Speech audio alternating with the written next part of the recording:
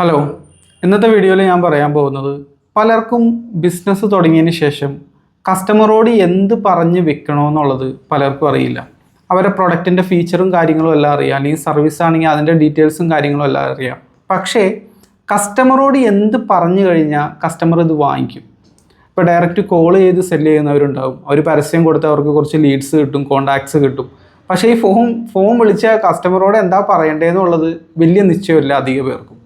ഇനി സ്വന്തമായിട്ട് എന്തെങ്കിലുമൊക്കെ പറയാൻ ഉദ്ദേശിച്ചാൽ തന്നെ ഈ പ്രൊഡക്റ്റിൻ്റെ ഫീച്ചറുകളും അതേപോലെ തന്നെ ആ സർവീസിൻ്റെ മറ്റ് ഫീച്ചറുകളെ പറ്റിയിട്ടൊക്കെയാണ് പറയുന്നത്. കസ്റ്റമറെ എങ്ങനെയാണ് ശരിക്കും കൺവിൻസ് ചെയ്ത് നമ്മുടെ പ്രൊഡക്റ്റ് എടുപ്പിക്കേണ്ടത് എങ്ങനെയാണെന്നുള്ളത് പലർക്കും അറിയില്ല. ഇത് വളരെ എളുപ്പത്തിൽ ഞാൻ നിങ്ങൾക്ക് പറഞ്ഞ് മനസ്സിലാക്കിയത്. ന്യൂ ബിസിനസ് ഓണേഴ്സാണ് ഈ ഒരു പ്രശ്നം അധികവും ഫേസ് ചെയ്യണത്. ഞാൻ ഒരു ഉദാഹരണത്തിലൂടെ പറഞ്ഞുതരാം. നിങ്ങളിപ്പോൾ ഒരു ജിമ്മ് സ്റ്റാർട്ട് ചെയ്തു എന്ന് വിചാരിക്കുക. ജിമ്മ് സ്റ്റാർട്ട് ചെയ്തു, അതിൽ കുറച്ച് മെമ്പേഴ്സൊക്കെ ഉണ്ട്. അപ്പോൾ അങ്ങനെ ഇരിക്കുമ്പോൾ നിങ്ങൾ മനസ്സിലാക്കിയാണ് ഈ മെമ്പേഴ്സിനെ കൊണ്ട് മാത്രം പറ്റില്ല, ഒരു പേഴ്സണൽ ട്രെയിനിങ്ങിൻ്റെ ഒരു സെക്ഷനും കൂടി തുടങ്ങണം നിങ്ങളുടെ ജിമ്മിൽ. അപ്പോൾ നിങ്ങൾ അതിന് പരസ്യം കൊടുക്കുന്നു, ഓൺലൈനിൽ എവിടെയെങ്കിലും പരസ്യം കൊടുക്കുന്നു. അങ്ങനെ നിങ്ങൾക്ക് കുറച്ച് കോൺടാക്ട്സ് കിട്ടുന്നു. കോൺടാക്ട്സ് നമ്മുടെ കയ്യിലേക്ക് കിട്ടി. ഇനി എന്ത് ചെയ്യും? അവരെ വിളിച്ച് ഞങ്ങളുടെ ജിമ്മിൽ പേഴ്സണൽ ട്രെയിനിങ് ഉണ്ട്, വന്നുണ്ടോ? ഇങ്ങനെയല്ല നമ്മൾ ചോദിക്കേണ്ടത്. അവിടെ കൃത്യമായിട്ട് ഏറ്റവും ബേസിക്കായിട്ട് നിങ്ങൾ മനസ്സിലാക്കേണ്ടത് നിങ്ങളുടെ പ്രൊഡക്റ്റിനെ പറ്റിയോ നിങ്ങളുടെ ജിമ്മിനെ പറ്റിയോ നിങ്ങളുടെ സർവീസിനെ പറ്റിയോ കസ്റ്റമേഴ്സ് വലിയ കെയർ ഒന്നും ചെയ്യണില്ല. ഏതൊരു കസ്റ്റമറും ഒരു പരസ്യം കാണാൻ നേരത്ത് അവർ സ്റ്റോപ്പ് ചെയ്യണത് ഇതിലെനിക്കെന്തുണ്ട് എന്ന ചോദ്യത്തോടു കൂടിയാണ്. അങ്ങനെ അവർക്ക് എന്തെങ്കിലും ഉണ്ടെങ്കിൽ മാത്രമാണ് അവർ സ്റ്റോപ്പ് ചെയ്യുള്ളൂ. അത് മാർക്കറ്റിങ്ങിൻ്റെ സൈഡാണ്. അത് ഞാൻ ഒരുപാട് വീഡിയോയിൽ വിശദീകരിച്ചിട്ടുണ്ട്. അതിലേക്ക് കിടക്കണില്ല. സെയിൽസിലും ഇങ്ങനെ തന്നെയാണ്. നമുക്ക് ആ ലീഡ് കിട്ടിയതിന് ശേഷം കസ്റ്റമറെ നമ്മൾ കോൺടാക്ട് ചെയ്യാൻ നേരത്തെ അധിക പേര്, ഇപ്പോൾ ജിമ്മിൻ്റെ ഉദാഹരണം തന്നെ നമുക്ക് പിടിച്ചു പോകാം. നമ്മൾ കസ്റ്റമറെ കോൾ ചെയ്തിട്ട് സാധാരണ പറയാം, ഞങ്ങളുടെ ജിമ്മിൽ ആ എക്യുപ്മെൻ്റ് ഉണ്ട്, ഈ എക്യുപ്മെൻ്റ് ഉണ്ട്, മറ്റ് ജിമ്മുകളിൽ ഇതില്ല, ഞങ്ങൾ ജസ്റ്റ് സ്റ്റാർട്ട് ചെയ്തിട്ടുള്ളൂ, അപ്പോൾ ഞങ്ങളുടെ എക്യുപ്മെൻ്റ് എല്ലാം പുതിയ എക്യുപ്മെൻറ്റുകളാണ്, ഇമ്പോർട്ടഡ് ആണ്. അങ്ങനെ പല രീതിയിലൊക്കെ നമ്മൾ പറയും.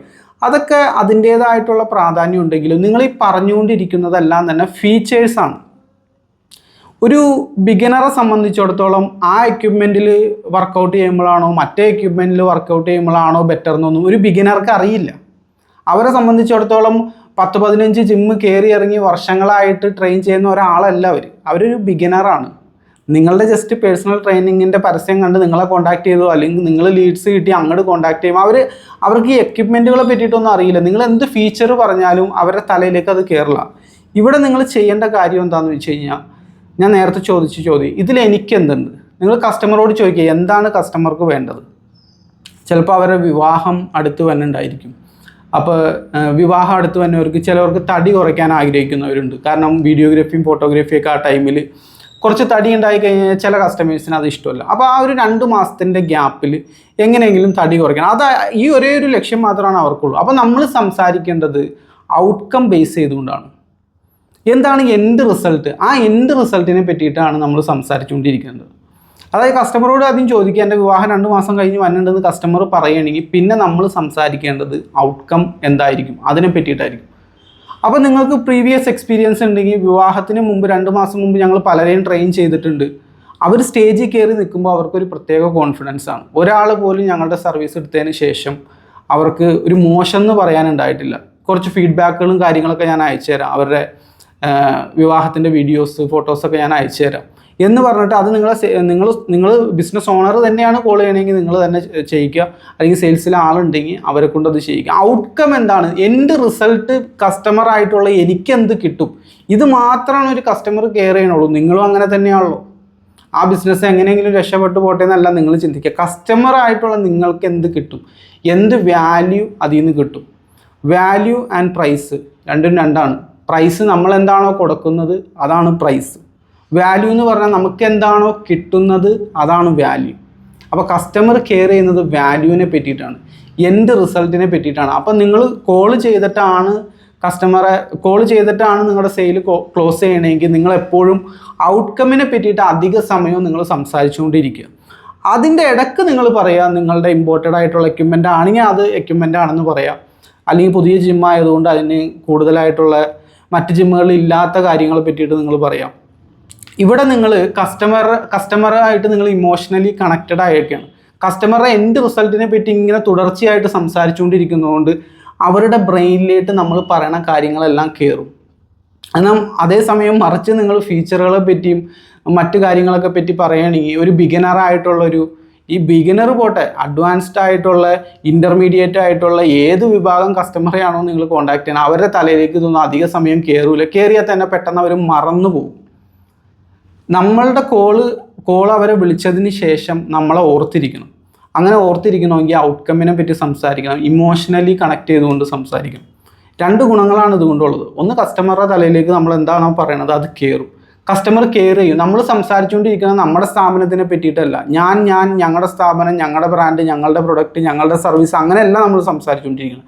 നിങ്ങൾക്ക് എന്ത് കിട്ടുന്നു, നിങ്ങളെ പറ്റിയിട്ടാണ് സംസാരിച്ചുകൊണ്ടിരിക്കുന്നത്. കസ്റ്റമറായിട്ടുള്ള നിങ്ങളെ പറ്റിയിട്ടാണ് നമ്മൾ ഇവിടെ സംസാരിച്ചുകൊണ്ടിരിക്കുന്നത്. അപ്പോൾ എന്താ വെച്ച് കഴിഞ്ഞാൽ കസ്റ്റമർ ഓർമ്മയിൽ അത് നിൽക്കും. അത് മാത്രമല്ല, രണ്ടാമത് അവരെ കോൺടാക്ട് ചെയ്യണമെങ്കിൽ അവർ പെട്ടെന്ന് നമ്മൾ ഓർത്തിരിക്കുകയും ചെയ്യും. രണ്ടാമത് വീണ്ടും നമ്മൾ അവരെ കോൾ ചെയ്യാൻ നേരത്ത് ഒറ്റ കോൺടാക്റ്റിലൊന്നും സെയിൽ ക്ലോസ് ആവില്ല. ഞാൻ അതിൻ്റെ മുമ്പ് വീഡിയോ ഇട്ടിട്ടുണ്ട്. 7-8 തവണയെങ്കിലും മിനിമം നമ്മൾ കോൺടാക്ട് ചെയ്താലാണ് ഒരു സെയിൽ ക്ലോസ് ആവുള്ളൂ. അപ്പോൾ വീണ്ടും നമ്മൾ കോൺടാക്ട് ചെയ്യാൻ നേരത്ത് കസ്റ്റമർ ഓർത്തിരിക്കും. ഔട്ട്കം എന്താണോ അതിനെപ്പറ്റി പരമാവധി നിങ്ങൾ പറഞ്ഞുകൊണ്ടിരിക്കുക. അധിക പേരും വരുത്തുന്ന മിസ്റ്റേക്ക് എന്താണെന്ന് വെച്ച് കഴിഞ്ഞാൽ ഫീച്ചറുകളെ പറ്റിയിട്ട് മാത്രം പറയും. അപ്പോൾ കസ്റ്റമറുമായിട്ട് കണക്റ്റ് ആവില്ല. ഒരുപാട് പേര് നിങ്ങൾ അധിക സമയം ശ്രദ്ധിച്ചിട്ടുണ്ടാവും, ടെക് ബാക്ക്ഗ്രൗണ്ടിലുള്ള ആളുകളെ പിടിച്ച് സെയിൽസിൽ വെക്കണതായിട്ട് കാണാനായിട്ട് പറ്റും. അവർ വിൽക്കുന്ന ടെക് പ്രൊഡക്റ്റാണ്, പക്ഷേ ടെക്നോളജിയെ പറ്റിയിട്ടാണ് അവർ സംസാരിച്ചുകൊണ്ടിരിക്കുന്നത്. കസ്റ്റമർക്ക് അത് പറഞ്ഞ് കൺവിൻസ് ചെയ്ത് അവരെ ഇമോഷണലി കണക്റ്റഡ് ആവണമെങ്കിൽ കുറച്ച് സൈക്കോളജിയും കുറച്ച് സെയിൽസിലെ ടാക്റ്റിക്കൊക്കെ നമ്മൾ പഠിച്ചാലേ പറ്റൂ. ജസ്റ്റ് ടെക് മാത്രം ഉണ്ടായതുകൊണ്ട് കാര്യമില്ല. അപ്പോൾ എപ്പോഴും എന്ത് പറയണമെന്ന് നിങ്ങൾക്ക് അറിയില്ലെങ്കിൽ ഒറ്റ കാര്യം ഓർത്തിരുന്നാൽ മതി, ഇതിൽ കസ്റ്റമറായിട്ടുള്ള എനിക്ക് എന്തുണ്ട് എന്ന ചോദ്യത്തിന് ഉത്തരമായിരിക്കണം നിങ്ങൾ പറഞ്ഞുകൊണ്ടിരിക്കുന്നത്. ഇങ്ങനെ നിങ്ങൾ സെയിൽസ് കോൾ ആവട്ടെ, അല്ലെങ്കിൽ വാട്സപ്പ് മെസ്സേജ് ആവട്ടെ, വാട്സപ്പിൽ ഓഡിയോ ആവട്ടെ, എന്തും ആയിക്കോട്ടെ, ഒരു പോസ്റ്റർ ആവട്ടെ, ഇങ്ങനെ നിങ്ങൾ കമ്മ്യൂണിക്കേറ്റ് ചെയ്യുകയാണെങ്കിൽ, കസ്റ്റമേഴ്സുമായിട്ട് കമ്മ്യൂണിക്കേറ്റ് ചെയ്യണമെങ്കിൽ മറ്റുള്ള കോമ്പറ്റീറ്റേഴ്സിനെ അപേക്ഷിച്ച് നിങ്ങൾക്ക് നല്ല രീതിയിൽ സെയിൽ കിട്ടാനുള്ള സാധ്യത കൂടുതലാണ്. കാരണം മറ്റുള്ളവർ വിളിച്ചിട്ട് ഇതാ പറയണേ, നിങ്ങൾ ആദ്യം പറയാൻ ഉദ്ദേശിച്ച പോലെ ഈ മെഷീൻ്റെ കാര്യങ്ങളും അതിൻ്റെ ഇമ്പോർട്ടഡ് ആണ്, അതിൻ്റെ ഫീച്ചർ ഇന്നതാണെന്നൊക്കെയാണ് അവർ പറയാൻ ഉദ്ദേശിക്കുന്നത്. അപ്പോൾ കസ്റ്റമറെ സംബന്ധിച്ചിടത്തോളം എല്ലാ കോളുകളും ഒരേപോലെ ഇരിക്കും. ആരെയും പ്രത്യേകമായിട്ട് ഓർത്തിരിക്കാനായിട്ടൊരു റീസൺ കസ്റ്റമർക്ക് ഉണ്ടാവില്ല. അപ്പോൾ എപ്പോഴും ശ്രദ്ധിക്കുക, ഔട്ട്കമ്മിനെ പറ്റിയിട്ട് കൂടുതലായിട്ട് സംസാരിക്കാൻ നോക്കുക. ഇതുപോലുള്ള ബിസിനസ് വിശേഷങ്ങളുമായിട്ട് നമുക്ക് വീണ്ടും കാണാം. നിങ്ങൾക്ക് ഓൺലൈൻ മാർക്കറ്റിങ്ങും സെയിൽസും എല്ലാം പഠിക്കണമെന്നുണ്ടെങ്കിൽ എൻ്റെ വാട്സപ്പ് ഗ്രൂപ്പിൽ അംഗമാകാം. Thank you for watching.